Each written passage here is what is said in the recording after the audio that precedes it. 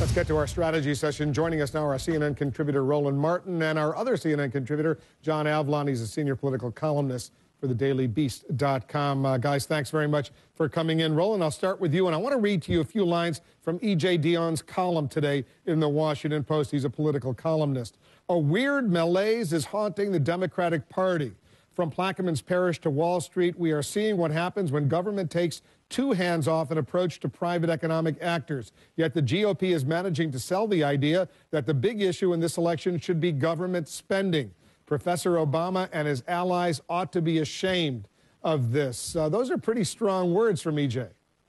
Well, first of all, it doesn't make any sense because, look, the Republican Party, they have to sell a particular narrative. And so what you saw coming out of the 2008 election, you saw them returning to this whole notion of fiscal conservatism. They felt health care too overreaching, far-reaching. Also, stimulus bill, bailouts, and so they're tagging President Obama and Democrats as free-spending liberals and trying to go back to what made Republicans strong in the early 80s. That's what you're supposed to do. They have a narrative. Democrats have one. I don't see what the issue is, EJ. A lot of us remember the word malaise that haunted the Jimmy Carter administration. If you're of a certain age, you'll remember that, John. But what do you think of EJ's basic point when he says a weird malaise is haunting the Democratic Party?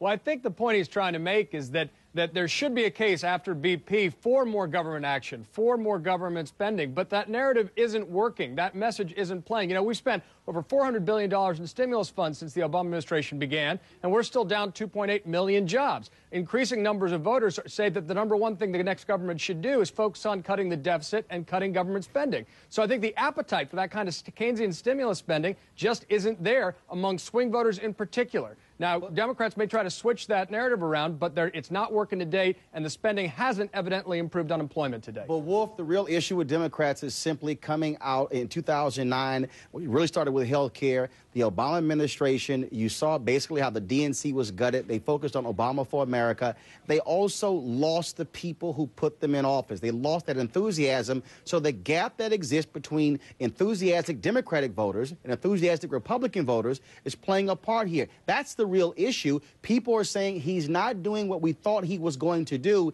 That's, I think, also you see the evidence in the polls as to why Democrats are down, Republicans are up. John, you're shaking your head. Yeah, I don't think this is a failure of play to the base politics. This is about losing the center and losing independent voters. You know, I mean, President Obama campaigned on a return to fiscal responsibility. Now, events overtook it, and there was a decision to go ahead with stimulus spending. But it's that frustration that a big government and big business seem to be able to spend and not balance their budget that has so many small business owners and middle-class Americans feeling alienated and frustrated. So the answer isn't to move further to the left. It's to reconnect to the center. That's how you win elections in America. John, it's not move to the left, but you have to also talk to your base. And the reality is here. If you lose your base, you can even forget the center. You have to shore up your base and the core voters. You look at the elections in New Jersey, in Virginia, Massachusetts, the people who put him in office were not coming back to the polls. So beyond the independents, his own folks are not there. That contributes to the low numbers. I disagree. I mean, I think that's just a mirror image of the road play to the base politics. If you look at Virginia, New Jersey, and all that, what happened is independent voters who voted for Obama in 2008 swung hard towards Republicans. That's the narrative I see in this election. But it's based also, young voters were not there, African Americans were not there, Latinos were not there, core base voters for Democratic Party. The White House is just kicking off what they're calling, John, right now, a recovery summer. They're still really worried about a nearly 10% unemployment rate that looks like it's going to hold for the time being. Yeah, I mean, you know, and it sounds, it's got a great label. It needs a good theme song. But again, I mean, the stimulus spending to date hasn't really succeeded. You know, stimulus spending, it's a Band-Aid on a budget. It can help short-term employment. In the long-term job creation comes from the private sector, not the government. So I think there's a credibility gap here. They can try to pump up that optimism going into the election. But to date, that $400 billion of stimulus spending we've seen hasn't resulted in an increase of employment. We're still down 2.8 Very quickly, Roland, 10 seconds. One of the fundamental problems there, because you did not put enough money in infrastructure. When you do that, you are targeting private sector. But when you had a third going to tax cuts, only a third going to infrastructure, that's part of the problem. You have to be able to employ people. Infrastructure should have been 2/3 of this overall stimulus plan, and it wasn't. Good, smart discussion, guys. Thanks very much, Roland and John. Appreciate it.